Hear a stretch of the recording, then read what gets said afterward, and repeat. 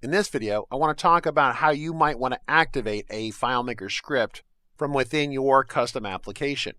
Now, normally what I tell people is that as they want to build a script, they know they need some level of automation. They have kind of this idea that they might want to print or send an email or maybe move some data around.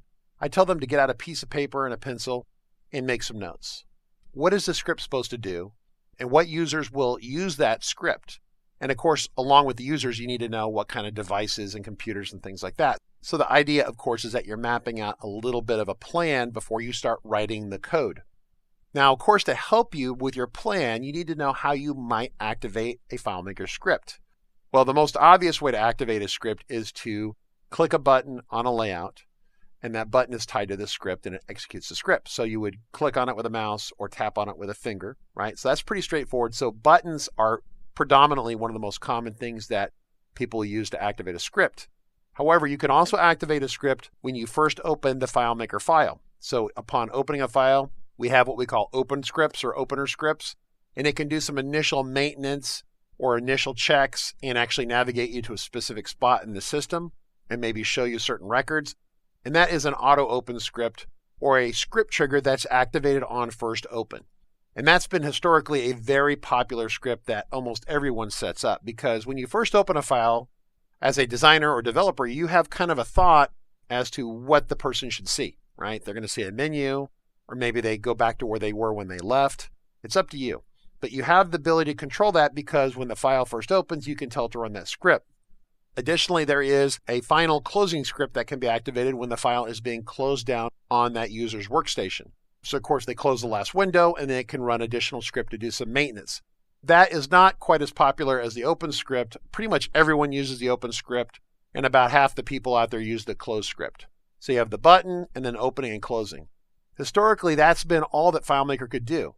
But in recent years, FileMaker has added the ability to have event-driven triggers, which means that if the user navigates to a certain layout, it can activate a script just by them going to the layout.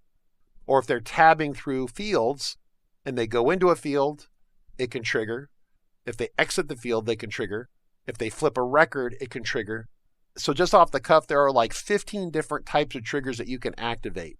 Some of them are layout based, so as you go onto a layout or you type a key on the keyboard when you're on the layout, you can activate a script. There are object-based triggers, which are mostly targeted towards fields. So as you go into a field, or maybe you type keys on the keyboard, it intercepts those keystrokes and then, makes a decision based upon that. But all these things can activate a script. So as part of your planning, you need to think about what is the business case, what is the job that needs to be done, and who is going to do the job. Then how logically does that user activate the script?